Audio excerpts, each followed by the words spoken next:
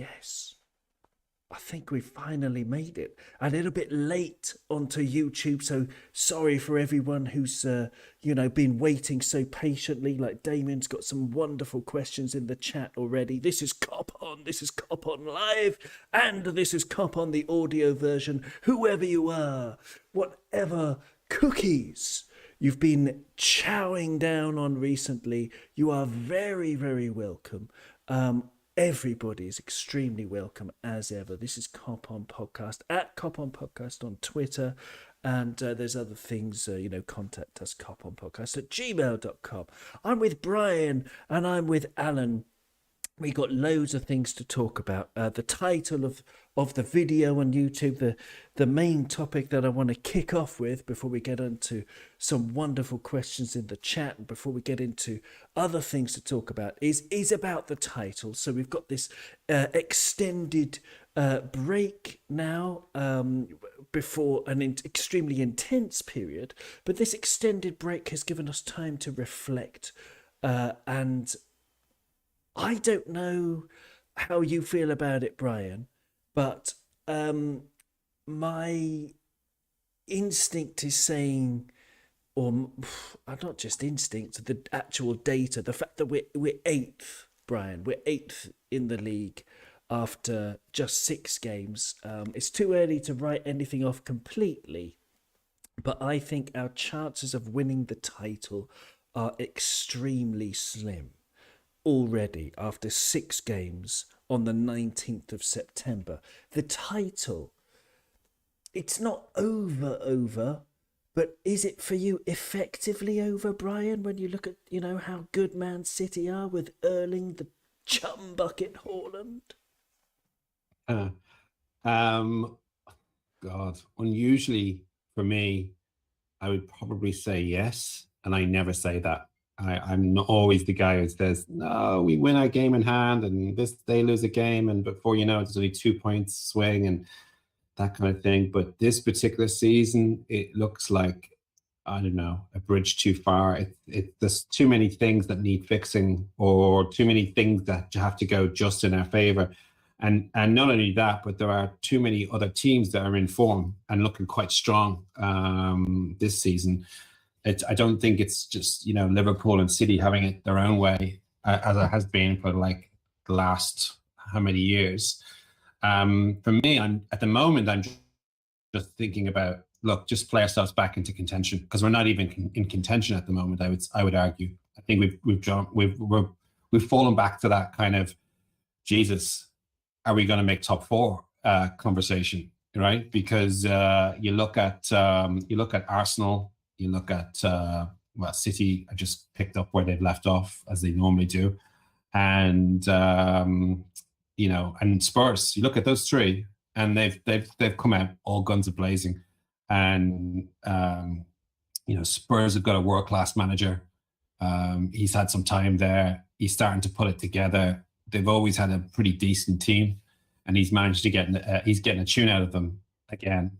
So they look like they're back to, or coming back to, where they were in previous years past.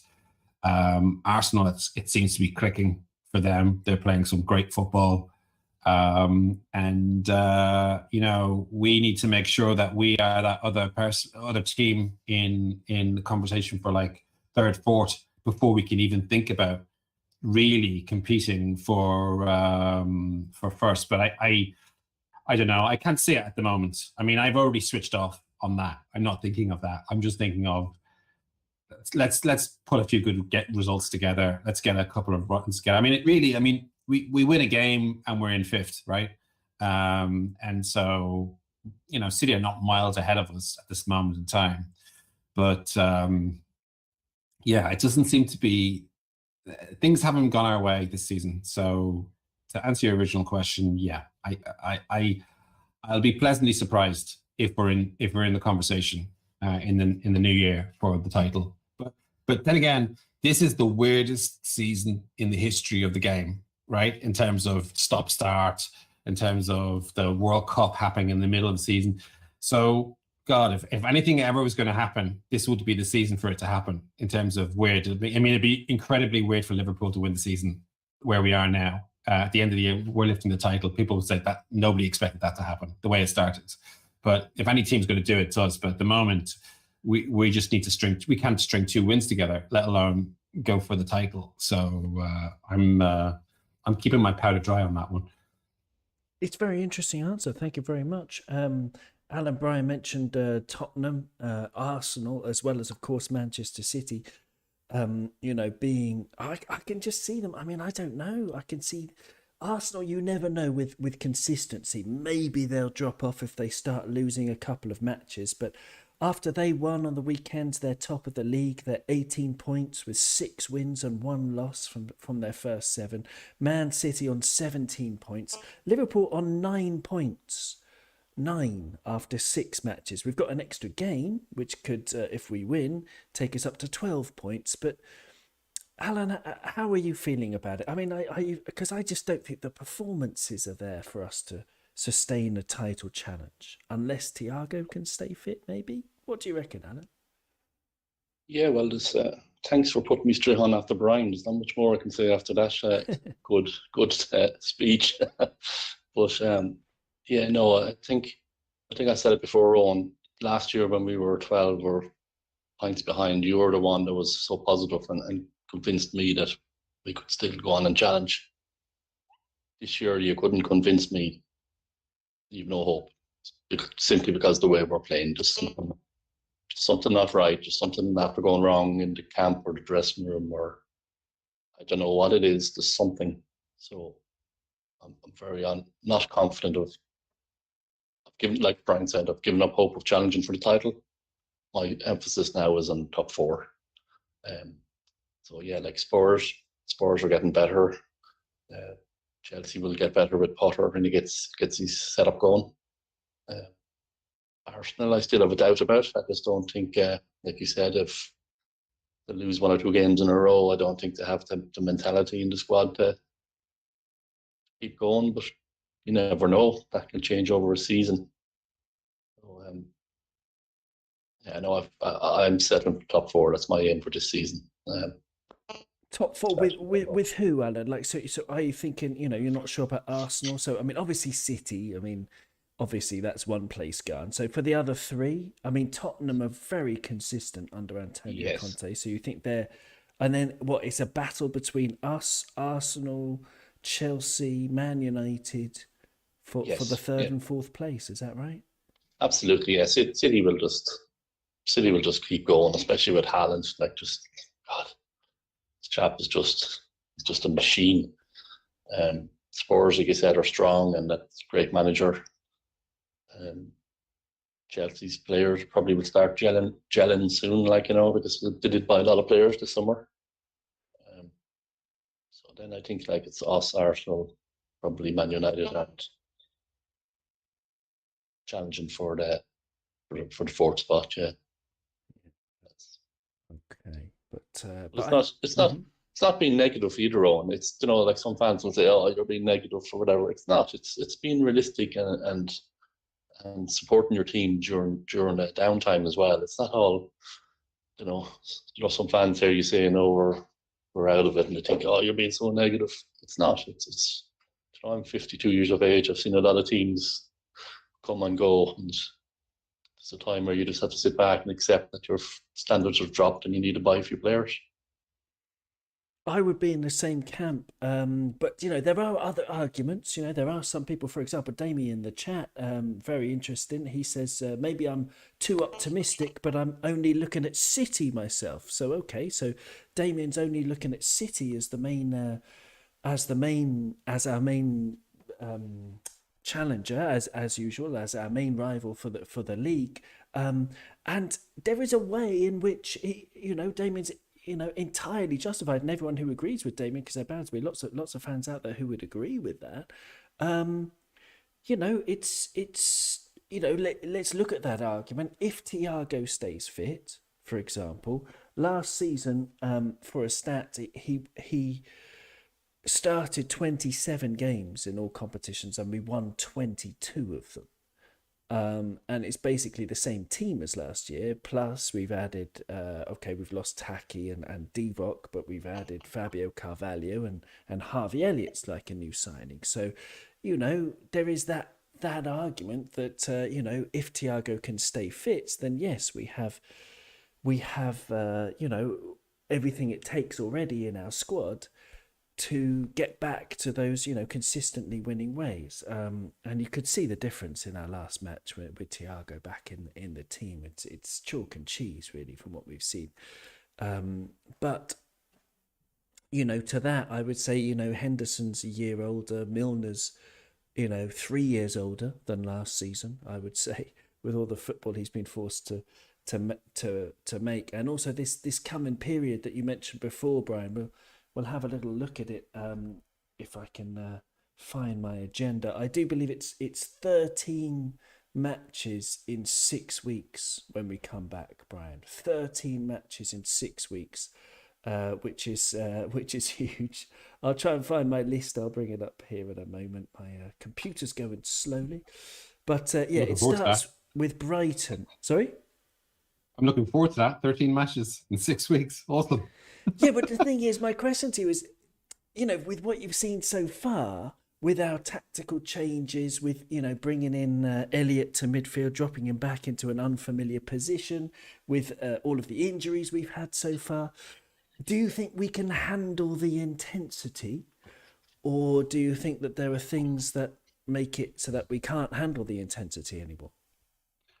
Well, I have complete faith in Jurgen Klopp, right? For him to figure this stuff out and find out what exactly is going on. A couple of things that really stand out for me that are concerning, and I haven't used the word concerning about a Liverpool team since Jurgen Klopp has taken over as the boss, right? And the big one, which is really surprising, is the amount of effort that the lads are putting in each match is a concern. We are being outrun week in, week out by other teams, home and away. And that's bonkers. I have no clue what's going on there. That's so unusual. That's such an anomaly. And that should be a massive red flag to Liverpool and to the management. What the hell is going on? That because you can argue we're lucky with injuries and different things go against you, etc. But one thing that we are never guilty of is being outworked and outfought on the pitch. Sometimes you have an off day, but we're having an off season so far. And I think the one game in the league where we really, I thought, looked great. And yes, okay, Bournemouth were atrocious as well. So it was a perfect storm. That game for me was the game where we went back to basics, and we didn't play this ridiculous, this very complicated system that we play from time to time. It's like when a centre back is out of form, they say kick it into rosette. Don't overcomplicate it. Just get rid of the ball, play yourself back into form. And that particular game, I think we mentioned in one of the previous podcasts, if you looked at the heat map of where the players were positionally, they were exactly where you would expect them to be in a very traditional system. So Trent particularly was on the halfway line, just on the halfway line, but not up in the 10, where he many times now, even for Liverpool fans, we've been watching this system for years, right? So we're used to seeing him as a winger, right? But now with each game that goes past, we're seeing him more and more centralized. So he's not even on the inside channel. He's playing almost in the 10. He's all over the place. And I just think that's incredibly confusing for perhaps the other players, and particularly the younger players in the team, particularly when we're not firing on all four cylinders, when things are not going our way. Sometimes you have to know where your teammates are going to be. And if there's that level of questioning combined with the lack of aptitude and running, then that's, for me, is the concern. I think we talked a bit off air before we started. There was like a story that came out today. I don't know the exact source, but it was from another YouTuber, and they were quoting an article in some publication that supposedly there's a toxic atmosphere in the background there because of the training and overtraining. Yeah, tell us about this. This is a breaking story. Is that right? What happened? Yeah. Breaking story from YouTube channel who plays FIFA. Yes, we have not checked the veracity of this, but what have you heard? Yes, we're going over to our senior FIFA playing correspondent. I mean, to be fair to him, he does come up with some good stuff on transfers. I think his channel's called FIFA Tom. He's from maybe Poland. I think he's a mad red. He produces entertaining stuff. But anyway, out of the blue, completely out of the blue today, he posted this article where people were mentioning in some Reddit and quoting a publication, which unfortunately I can't remember now, that supposedly the chap from Bayern that we signed back in, I forget when he joined us. You mentioned his name earlier on. Yeah, Andreas Kornmeier. He's the fitness coach. He joined us, I think, about 3 years ago now. That's right. Yeah. Well, now I don't know how true this is or not, but the angle of the narrative of this story was that from day one, that guy rubbed people up the wrong way at Melwood, in terms of it's my way or the highway, in terms of its intensity, it's die on the pitch in the training ground, and that will produce like ultra fit athletes. And I think initially the angle of this story is initially it worked, but it worked with some people were not happy about it, like the other fitness backroom staff who were there already. But now the feeling is that these methods are starting to bear poison fruit because of all of these injuries that are starting to pile up, because I believe quite a few of them are soft tissue injuries, but they're not just all kind of broken legs or busted knees or whatever. Like with those kind of injuries, you can say, well, you're just unlucky, right? There's a keeper gets concussion, somebody breaks their leg in a tackle. There's nothing you can do about that. But if you're starting to rack up a lot of soft tissue injuries, then you have to look at the training, the physio. And everybody said it. Like if you listen to any channel these days, everybody says something's not right. Something's going on there. The guys something seems to be going off. You never see Liverpool players arguing with each other on the pitch, and we've seen that a few times in the short time that we've been watching this new season. So I don't know how much that's in that, but you could link that to the fact that we have been outrun by most teams this season, which is an absolute shocker.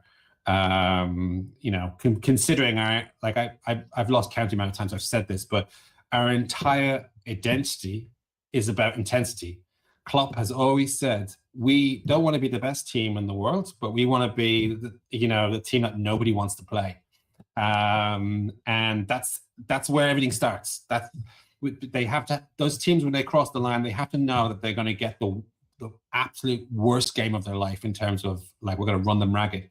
And at the moment, they're not getting that. And so in those first 10, 15 minutes, when the opposition sees that Liverpool are not at it again, it just gives them wings. It says, oh, great, it's going to go like it's gone previously. Let's have a go at them. Because previously, they wouldn't have that much of a go at us because they'd be worried that we were just going to run them ragged for 90 minutes. But now we don't seem to be doing that. So it's really interesting. It's a really, really interesting point. And I've got premierinjuries.com in front of me, which is a list that you can use for your fantasy football if you play that, of all the players who are injured and what the injury is. And just going through our injuries. So Oxlade-Chamberlain, thigh injury, according to this site. Naby Keita, thigh injury. At least someone knows it's a thigh injury. Jordan Henderson, thigh injury. Andy Robertson, knee injury. Konate, knee. Curtis Jones is calf stroke shin stroke heel. So either they don't know or it's one of those three. Queeve Kelleher is some kind of groin or hip injury. And Kelvin Ramsey is a lower back injury. Like that's our current list. So that's 1, 2, 3, 4, 5, 6, 7, 8 players. Okay, if we take out the two knee injuries, as knee injuries happen, and all the rest could have been avoided if these are the things. I mean, but our fitness issues, yes, it's not just the people who are injured and what they're going down with, Alan. It's like, I mean, I don't know, like the game against Ajax was the first time that we'd outrun any team this season, so maybe it's getting better, but maybe there's something in this rumor, and you know, there's sort of divisions in the camp because they really have been pushed beyond their limit, and now it's like a Bielsa style burnout. What do you think, Alan? Yeah, excuse me. Yeah, there's obviously something wrong. Like we've been saying it over a few games. Like there's something wrong in the camp, so it's quite plausible that this is the reason. It's interesting there as well to go back on the point there, Brian's point about injuries. You named 8 players with injuries there. The only one that got an injury in a game that I know of was Kanate, where you've seen the challenge, you've seen his knee jerk. So there's something to the rest of them all having muscle injuries. But yeah, our intensity this year has been way off, particularly in midfield. That, you know, we all know our midfield has got older, but our intensity, like if you go back 4 years where we had that fantastic winning season and everything, you had Henderson, Milner, and God, who had we then as well? But let's just say Naby. They were the intensity machine that were starting to press up top. That's why we had the high line and we could do things like that. But that's not happening this season. Our midfield is not doing the press. They're not controlling the game. They're not putting pressure on the other team. They're trying. And yes, the other night was probably the best performance this year of pressing and pushing the team back. But I don't know, very interested in Brian's FIFA buddy there. Sounds like he might have hit something hit a nail on the head there, because you know we've all been saying it. Something wrong, something not right this season. And it's like any business, any job we're all in our life. You can put in a motivation person that pushes you too far, but things go well for a season or two, and you put up with it, and eventually that person gets overbearing and something. So I don't know. It's just a very interesting point. It is a very interesting point, and we're going to have a look at some other interesting points through the Sorry, chat. Can I just Yes, go on. sorry, just so I remember it. I just looked whilst we were talking there. Also there was 6 injuries before the current batch of injuries, right? So we talked about Thiago coming back and whatever. And out of those 6 injuries, 5 of them are muscle injuries, right? And one of them is a foot injury. So that's a ridiculously high amount of muscle injuries if you combine all of them together over when the season hasn't even started, right? And so we've got like 14, and a lot of these players would be getting game time. They're not like they're kind of fringe players, or not, you know, and they're all going down with various different muscle injuries. So I don't know. Which there could be yeah, but I mean that's part of football, though, isn't it? I mean, to get muscle injuries, but yes, this is a lot of them. But again, it brings us back to, you know, what we've been saying about recruitment, is that it's part of our strategy to be intense. We've got a lot of midfielders, especially midfielders, who have a poor injury record. We've got a lot of central defenders who have poor injury records as well. So you've got to adjust your recruitment to deal with all of that, as you know, if you're not going to change your training methods. But I want to get on to what we've got in the chat. We've had some lovely messages. Glasgow Red Chats. John is in the house. He says, "Hi guys, hope you're all doing well." Very well, thanks, John. Get your messages in. Some really interesting points from Damien.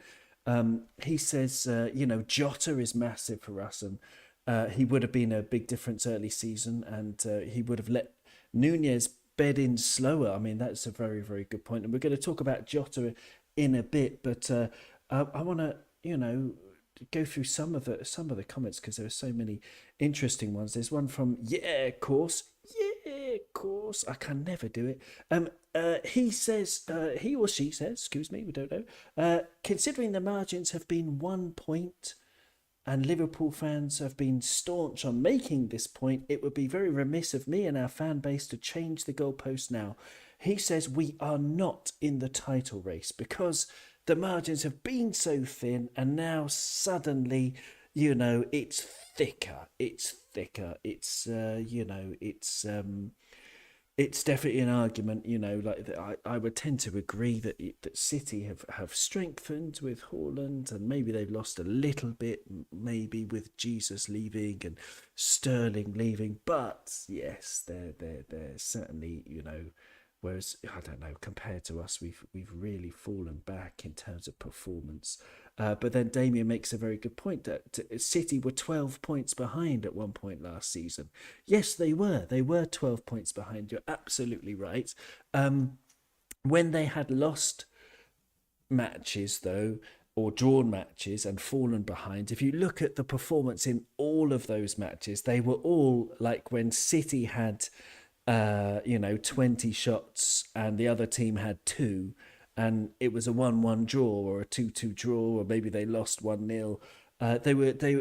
It wasn't unlucky because it happened again and again, but it was just simply because they didn't have a number 9. Now they've got Erling Haaland and they've got Julian Alvarez, who's a wonderful player on the bench as well. So I would say that it's not going to repeat again with City dominating and then dropping points as often as it happened last season. It will still happen because it's football, and that happens, and it's already happened a couple of times for them. They've drawn 2 already in 7 matches, but it's just, I don't know. Now they've got the number 9.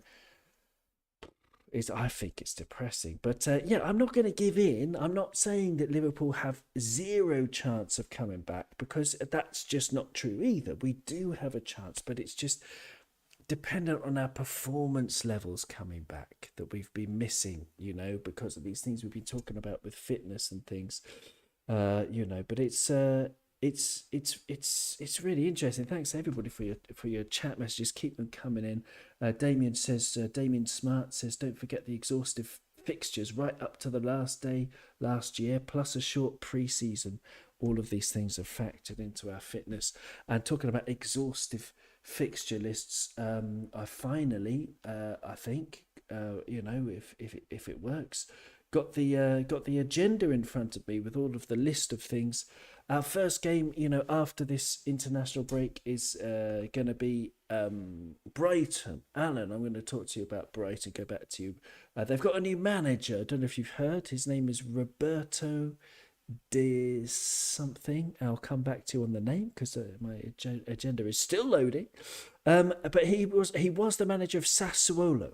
Okay, and I've done my research. Roberto De Zerbi, and I can tell you a few things about him, Alan, before we talk about the Brighton match. So Roberto De Zerbi, he was an Italian player.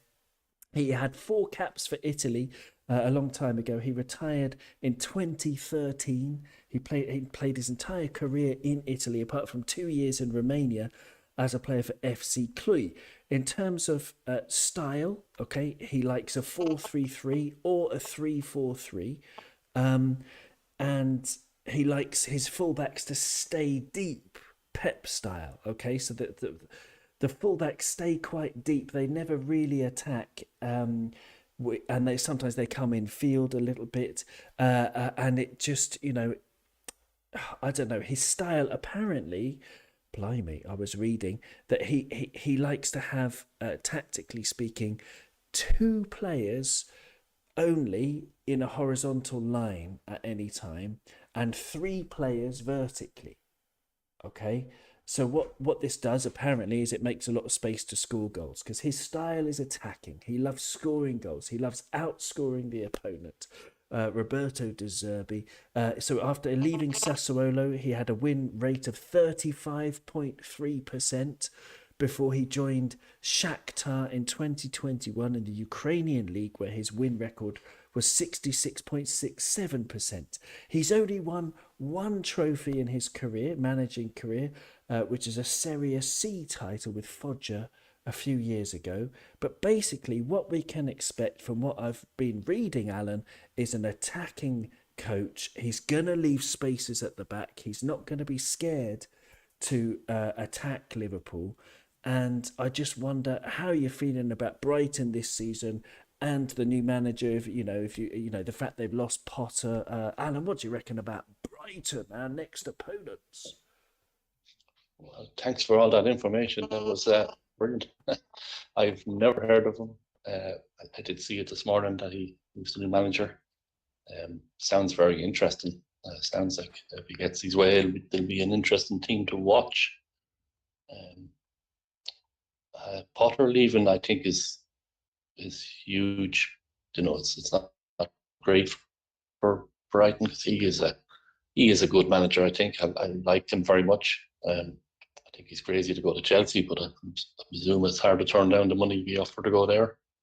But yeah, sometimes you wonder. I was thinking there as well, like we're playing Brighton next. The new manager effect is the last thing we need at the moment, and you know, teams tend to play good for the first game in particular. But I'm very interested to see that what formation he comes up with and how long it takes him to get his system into place there, because it's a big difference playing in them other leagues than coming into the Premiership and expect to be up in the top 10 or thereabouts. But, sorry, what did you say his name was again? Oh, wow, we're going to have to test my pronunciation again. Roberto De Zerbi, Zerbi. Roberto De Zerbi. So, yeah, he was famous, like all those cool, really good, exciting, attacking Italian players who were from Sassuolo. They had their brilliant left back, and you've got the guy who now plays for West Ham, who hasn't really been getting into the team, but by reputation, they're really good. For people like me who don't watch Serie A, I think he had a big influence on bringing them through. I believe with his time at Sassuolo. So yeah. Yeah, well, obviously, I think it's his first game, the team's first game under him. I think we just go back to the old Liverpool and the saying we've been saying for years, and just go out and beat them, just give them hell. Beat them on the day is all we can do at the moment. I think they're there for the taking. I think a lot of them players should be very disappointed that Potter's gone. So yes, they'll give it their all, and there'll be new manager, and probably I don't know if he speaks English or anything. I think we just go out and beat them. That's our attitude, and just do it. Well, I like it. Just go and beat them. But Brighton, they're in fourth place. They're 4 points ahead of us, 13 points, and they also didn't play on the weekend, so they've got the extra game in hand that we have. So they've only played 6 as well. 13 points. We're 4 points behind them. A player who's been banging form is Pascal Gross, because he's got 3 goals and 2 assists in those 6 games from midfield. Underrated player, 31 years old now, Pascal Gross. Have you seen anything of Brighton this year, Brian, or you've just been concentrating on Liverpool? Yeah, no, I've watched them. I watched Brighton. They're a good team. They're playing nice football, and Potter, brilliant manager, highly rated, has been for the longest time. Probably the best young, if you can say that, English manager in the game for a while.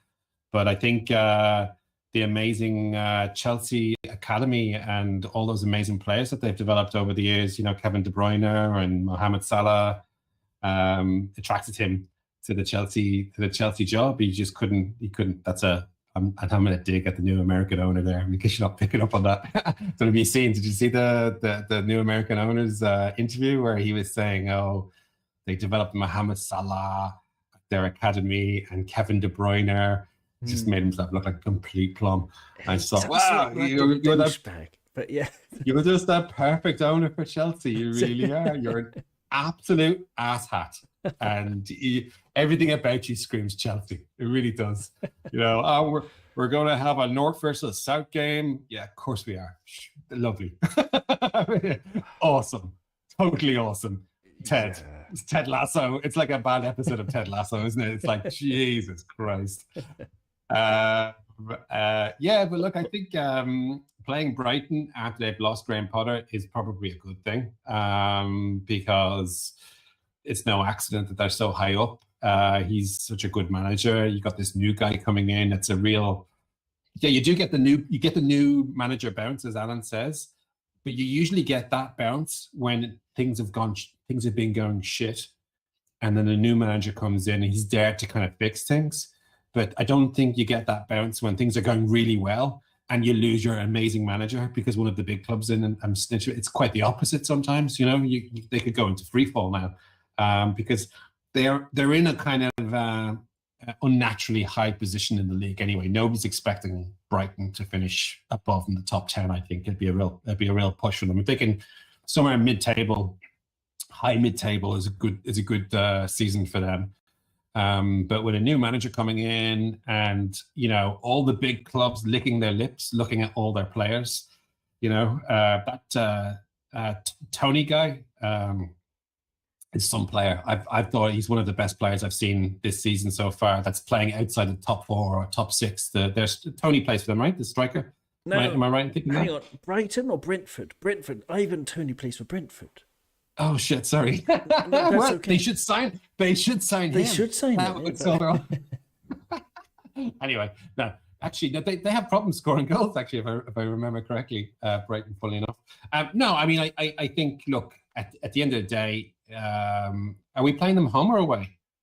Oh man, now I have to go back to my agenda. It's so far in the future. Either way, it doesn't matter. It's We have to home. beat them. Saturday, the 1st of October, at home Okay. at Anfield. I think that'll make a difference as well. Well, that's an absolute no-brainer. In fact, I'm not saying we will beat them, but we have to beat them. That's and everybody will know that. Like the fans will know that, the team will know that, Klopp will know that. It's almost getting to the stage where we're going to be welcoming the bus.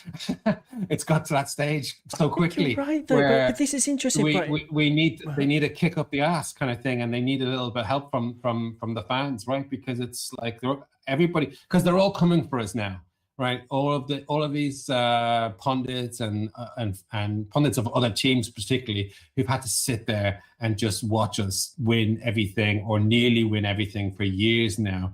Now there's blood in the water, and they're coming for it. They're coming out of the woodwork, with all different types. Even the story I mentioned earlier on. I mean, who knows if that's true or not? It's probably not true. It's probably just people shit stirring, because Liverpool's in a difficult place. So let's just put some bad stories out there. So yeah, I think we need to regroup, get that kind of siege mentality, and at the very least, we have to start outrunning the opposition home and away. They have to fix that straight away, and take one game at a time, because that's all we can do right now. I mean, I'm not worried about City. I'm not worried about. All I'm worried about is the team that's in front of us that we're playing, and the team that's above us in the league each week. That's it. Yeah. And we just chase them down, hunt them down, pick up the points, and that's all we can do right at this stage.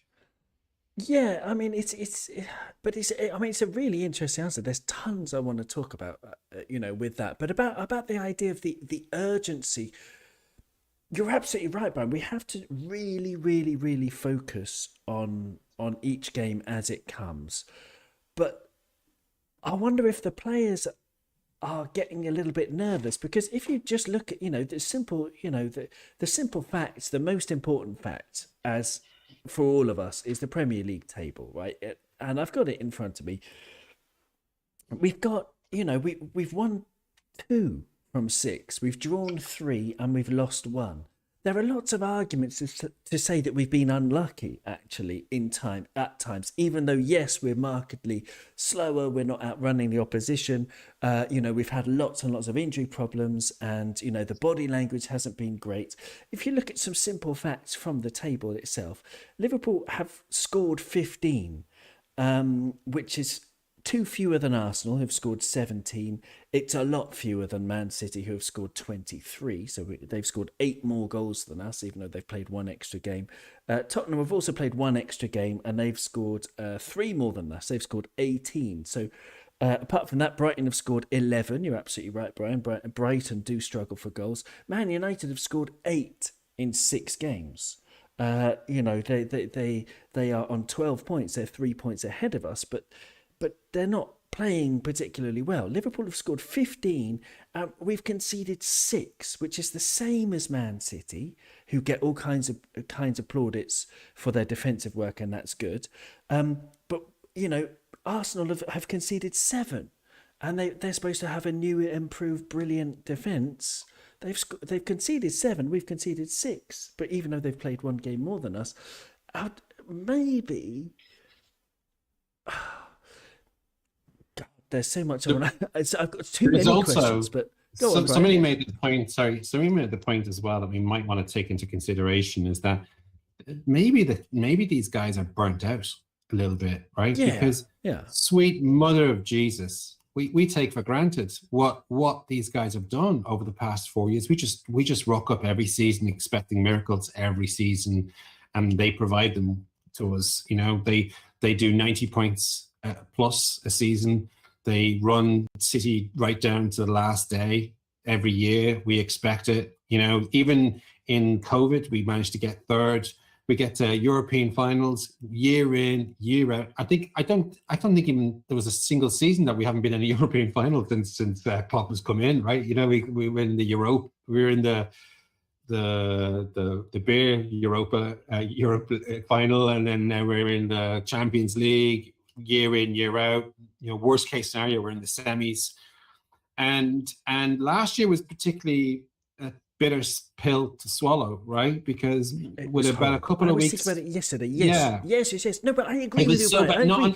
But the Yeah. burnout thing, okay. But I want to park that to the side for a moment because I want to talk about the mentality of our players, okay? Because if you look at you could argue basically that we've been unlucky because our goals for and our goals against column is actually very competitive in this league.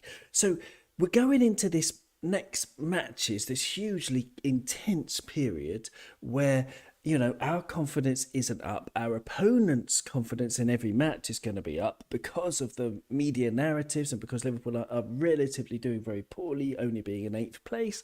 After 6 games, it's only 6 games. We have to keep reminding ourselves of that, as Damien was saying in the chat earlier. But the mentality going into this game, I wonder if we're going to worry too much, Alan, because we've got all of these games coming up, 13 in 6 weeks. We've got Champions League games in the middle of that, but let me just count how many Premier League games there are in that. There's 1, 2, 3, 4, 5, 6, 7, 8 Premier League games. If we win all 8, Alan, then we will still be on 110, drawn 3, and lost 1. So we'll be up there at the top of the league, but we still won't necessarily be first or even second, given the form of Arsenal and Man City so far. So I wonder if this mentality is going to be a problem for us, Alan. If the fact that we're going to be too nervous, knowing we have to win so many matches now on the bounce. Is it going to be possible for us to, get over that? How are we going to deal with that? How can the players deal with that? How can I deal with that as a supporter? I'm going bananas already. It's the international break. Yeah, it's one of those catch-22 situations, isn't it? We know we can do it because we've done it for so many years, but it's this year's performance that makes you think no. So, but yes, I think we can do it. We just need to go one game at a time. If the players can go back to that mentality that we had the year we won it, it's very hard to do when you're in that situation, as you're pointing out. The one thing I will say to you about our goals scored, don't forget 9 of them were against Bournemouth, so our goals scored is not as high as it sounds. That's true. I had actually forgotten about Bournemouth. Yes, yes. That's 9 out of our 15 goals. Yeah, jeepers. Yeah, okay. But yeah, no, I think it's no coincidence. It's no coincidence that Brian has told us that story he's heard today. Like this, we all know there's something wrong. But if we just go back to siege mentality, one game at a time, we have to win this game. We can do it. And personally, I always find we play better when we're playing more games. If we're playing a game maybe 2, 3 days, 4 days, we seem to play better. If we get a break in between a week, we seem to come back stale or slow in the games. So I think maybe this run of games where we get it will be good for us. Because I think it focuses the players' minds on the next game. You know, with our intensity, if we train intensely, do all that stuff, we need games every few days. I think it suits us better. Also, Thiago coming back, like we touched on it earlier on, it's huge. That player, he just lifts the crowd when he walks on the sideline, never mind the pitch. He's fantastic. And if you don't mind me saying, I won't mention the name of the podcast, but I was in the chat the other day telling you that I was listening to a certain podcast that I love because it's where our first third you on. But they were talking about Thiago, and then they said, but the negative of Thiago coming back is Harvey Elliott might get less games. And I thought, how can you say a negative of Thiago coming back? And they actually spent 10 minutes, there was 3 of them on the show. They all had to go at it, saying it was the negative. Oh, that's shocked. Ridiculous. That's oh man. Shocked. I put it up on our chat and group there because I was just so pissed. I would say if they had a phone number, I was going to ring in. Yeah. John Gibbons just talks absolute nonsense all the time. I'm pretty sure it wasn't Gibbons. I'm with you on that, Alan. John Gibbons. Jesus. Okay. But if I ever heard a negative thing from so-called supporters, whatever, a negative that Thiago's back, Harvey might get less minutes. Jesus. I mean, you know, people try and find fault in anything. Remember my favourite saying, if Jesus came back from heaven, there will be people criticising his sandals. But there you go. Some great comments in the chat. Gary Richards says, Ibu and Hendo will be returning. Which is a very good point, Brian, because, you know, we talk about the mentality. It's a brilliant answer from Alan. We're going to really focus on every match. That's the only way we can deal with it. And we are good enough to win each match if we give each one our full concentration, and if we can get the team spirit back, and the positivity that we can do it. And, you know, a great win against Ajax is a great thing to build upon as well. We can focus on the positives, but with Ibu coming back, Hendo coming back, you know, maybe a couple of other people maybe coming back from injury after the international break, Ibu's going to be huge. Jota coming back as well. I said we'd talk about him. Brian, is it just, you know, it's just simply about the players, isn't it? Like, the better your players are, the better your results. And now we're going to have some absolute corkers coming back. That's good, Brian. Yeah, I think so. I mean, but I'm completely. And actually, I don't think, if you look at the games that we've got coming up, you said like we've got 8 or 9 games, and I'm just looking at them now, and that it's pretty challenging. We've got Arsenal away, we've got Man City, we've got West Ham. They always give you a decent game. We've got Spurs away. These are like sandwiched in between games against Ajax and Napoli. So, I mean, you know, for football fans, it's going to be brilliant because we're playing wall-to-wall bangers in terms of opposition. And, you know, if you take into consideration what the story is about Liverpool at the moment, and the results have been so-so, and, you know, outside of Liverpool, I think people would say that Liverpool are not going to get a lot out of those fixtures, you know, at the top of them. But actually, with each game that we play, it starts with Brighton. We pick up 3 points there, and then we give ourselves an opportunity to push the conversation on. I mean, Arsenal really haven't played anybody this season still. You know, if you looked at who they've played, the only team that they played that you could argue is at any rate decent is Man United, and they got beat 3-0 by them, I think. And so maybe we're giving Arsenal a bit too much credit, right? And we could do what we always do when we go down to London and play Arsenal. Just, you know, make them reassess their options or lower their goals for the season. You know, we can all listen to AFTV afterwards and have a good giggle. And that, we got Brighton and then we got Arsenal. And if we win those 2 games, then now we're kind of earning the right to start to think about us being back in the conversation again. Then we've got the big Man City game, and that's like the title decider. There'll be so much. It'll be Nunes versus Haaland, and Klopp versus Pep, and it'll all go. And it's a real coin flip when those 2 teams play, right? It's like who's the best. It's very difficult to separate those 2 teams. So we could easily beat them. Equally, they could easily beat us. Who knows? More times than not, we kind of cancel each other out on the day. But again, let's say we do beat them, then the season has now been transformed, right? It's the whole picture is looking totally different, and we got a great result against Ajax there just before, last few days, and that was so important actually, because if that had been another 1-1, then that really kind of emphasizes the whole Liverpool are shit, everything's going wrong.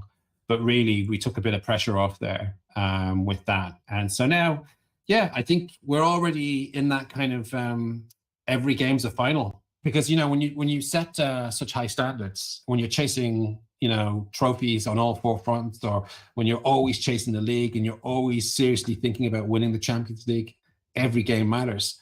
And because we've had a few less than stellar results, the wriggle room for error is so tight. So now it makes everything so much more dramatic, so we're still in it, but we have to start picking up results now. Brighton is an absolute must win. I mean, I know that's like many times before you'd say that's bombastic. You can't say things like that. That's silly. It's not silly. It is an absolute must win in order to keep in the conversation. If we don't get 3 points again at home against Brighton, then we're out of the title race. Sure, guaranteed. But if we do, then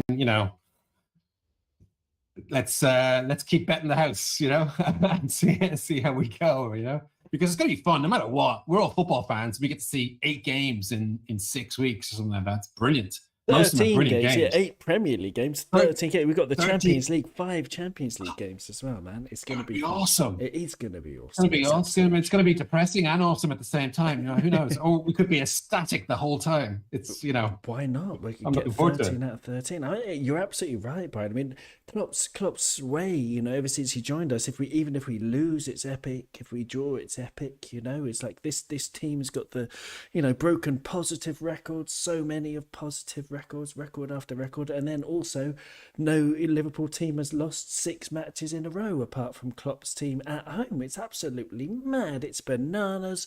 It's kooky town. Alan, this Champions League thing, we got Rangers. We've got a double header against Rangers. If we, yes, you're punching the air with joy. It should be really cool, shouldn't it? So that's Saturday against Brighton, and then the Tuesday against Rangers, then the Sunday against Arsenal away, and then Rangers away on the Wednesday, and then after Rangers, Man City at home at Anfield, and that's going to be October the 16th. It's just those 5 matches are just whetting the appetite. Get the baby sham in the fridge. Alan, what I don't know, Rangers in the Champions League first, leading into Manchester City with that Arsenal match as well, right in the middle. Your thoughts, Alan? I don't know, on any of it, all of it, whatever. Rangers, Arsenal, Man City. Well, looking forward to it all, but as a green-blooded Irishman, I cannot wait. Rangers is the must-win game of the season. You have to beat Rangers. Yeah, it's a great amount of games coming up there that they're all juicy, aren't they? You're just looking forward. I was just going to ask you, but you just said it there. It's Man City at home, isn't it? Yeah, at home. So that's a must-win game. We have to make a statement in that game. But even like Arsenal, they're all tasty fixtures. I think this is what Liverpool need. We need must-win games. Come and wrap it every few days. I think this is where we find out how stale it's gone. This is where we find out if we're going to be finishing second or fighting for fourth in them next few games. But geez, lads, a few of them now. I'll have to get together with a few of the lads. They're just like Brian said, they're football fans. They're the games you want to look at. Can't wait for them games. Totally. Yesterday I went. Go on. Sorry, no, you go ahead. I was going to say I'm delighted. We'll just go back to the Ajax game. How good is it to have Joel Matip back? Oh yes, great. Joel Matip goes forward with the ball more than our midfield does. I was backing him to score a header in that game. I just felt it. He was fantastic. I think he made a huge difference. Even when he came on in the second half against Napoli, they got a goal in the first few minutes of the game. But I think Joel Matip has been so badly missed. I just love that man. I just love him. I think he makes Virgil play better as well, because if you watch games, I'm a people watcher. I love watching people and bits off the ball and stuff. You will see Joel Matip and Virgil van Dijk. Everyone talks about Virgil as the leader, but him and Joel, I think, on the pitch are treat each other as equals, and I think they're our best centre back pair. And I think since he's come back, it's made a huge difference, and hopefully he can stay fit. It's always the fitness, yeah, absolutely. And with Ibu coming back, I mean, I'm sorry for the Joe Gomez fans, but in my mind, Joe Gomez is a clear fourth. It's not. I mean, I said that before his nightmare performance, in that game recently, whichever one it was, I've blanked out of my mind. Yes, carry on. And I always say Joe Gomez is not a goal threat.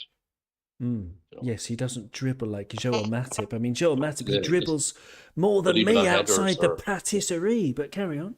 Sorry. Yeah, but even on headers or in the box for penalties, or for corners, you never feel Gomez is going to do anything. Whereas with Matip and Van Dijk, you always feel there's a chance for a goal. So he's definitely number 4 now. Definitely. Yeah, I think so. Let us know how you feel about all of this in the chat. I mean, I've just I don't know. There's so much. I mean, I'd like to talk to you guys for ages. But life does get in the way, so we do sort of have to edge towards wrapping it up. I was trying to think. Oh yeah. Sorry. Oh gosh, I've got loads of things to do in the next month. I've got to potentially move apartment to a small town. You might have heard of Chantilly-Lace. It's actually pronounced Chantilly in French. You sort of pronounce the double L as a Y. Chantilly, like Bastille doesn't exist in French. It's Bastille. Same kind of thing, double L. Pronounce it like a Y. But anyway, I might be moving to Chantilly, so I might have all these kind of boxes and things. I've got to keep going with Kop On as much as possible. But I did notice in Chantilly, if we move there, that there is a pub called The Paddock that shows the football, which we just happened to walk past, which is obviously, so I might be watching it from the paddock, in the paddock, making a fool of myself in the first ever Liverpool match by, jumping on the tables, by hugging every person in sight, as Joel Matip climbs and heads in his hat-trick goal against Brighton, and, as Darwin scores his overhead kick against Manchester City to win the match in the last minute. But thank you very much. Have we missed anything, Brian? Are there things that you would like to talk about, that we haven't mentioned? You want to talk about Mo Salah, Bobby Firmino, Artemello, people have been talking about in the chat. I don't know, anything you want to mention, Brian, that we've missed? No, I just think that the town of Chantilly-Lace will welcome your pretty face. And, and I think that Darwin has been a real evolution in our attacking. Very good. Very original. Haven't heard that in any podcast. But, I had that in my head. I got to get it in there somehow. Tradition. Yes, no, all the best with your move. And Thanks. the Paddock. What a great name for a boozer. It's an Irish bar. Where else can you be, really? Yeah, it's an Irish pub, is it? It's an Irish bar, yeah, next to the station. Of course it is. In Chantilly, yeah. So, I mean, maybe we'll be in there. But there you go. Lots of thanks to everybody in the chat. Damien said, we agree we must smash Rangers. Yes, we do. Gary Richards, Joel Matip is worth his weight in bratwurst. You're absolutely right, Gary. And it's very good. And Damien says he lives in France too. Yeah, get in touch, Damien. Maybe you come to the paddock in Chantilly for the next match. I don't know when I'll be there, to be honest, if I'll be there, but I think I will. Alan, anything you would like to mention that we haven't mentioned yet? No, just enjoyed the chat, lads. And just to everybody in chat, thanks for the messages. And it's really great. And please hit that like button and share. Because help build the channel, because I know you Owen are a very quiet man. You don't ask people to share too often, so I said I'd stick it in for you. Please hit the like and share. Yeah, thank you very much. Smash the like button if you can. Yeah, smash it or just tap it gently. That would be very helpful. Yeah, and so one last little thing. Go on. Yeah, of course, has the best name on the channel. He does, yeah. Yeah, it's a great username. It's absolutely it's brilliant. Of course. Yeah, very good. Well done, well done. And thank you so much to Alan. Thank you so much to Brian. Thanks to everybody in the chat. And thanks to everybody listening. The podcast version, we have not forgotten you. If you want to subscribe to our YouTube via the audio podcast, you can go in the description and you can subscribe. There'll be a link to subscribe to YouTube if you want to. And thanks to everybody. So, take care. You'll never walk alone. It's a long walk to the next match, but we're going to have it with hope in our hearts, because after this, I feel better. At the beginning of recording, I was thinking, feeling a bit down about how we've played, etc. But with, as you say, all the players coming back, as people in the chat have been mentioning, we've got brilliant Darwin coming back, Ibu coming back, Joel Matip latterly mentioned him. I'm getting more and more optimistic. If we win our next matches, and if we beat City, and if we win our game in hand, then on October the 17th, which is less than a month away, we'll be just 2 points behind City. We're going to win everything. It's on. It's on. Thank you.